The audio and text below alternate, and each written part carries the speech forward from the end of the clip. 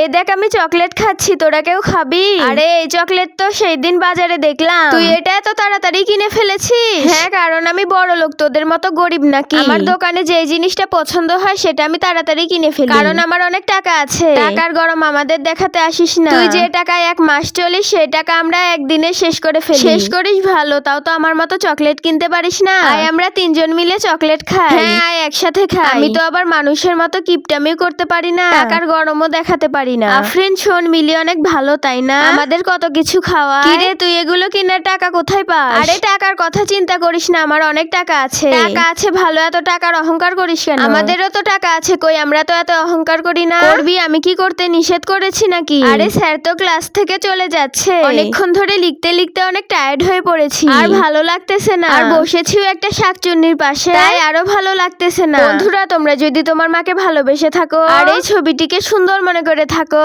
তাহলে ভিডিওতে একটি লাইক করে চ্যানেলটি সাবস্ক্রাইব করে দাও।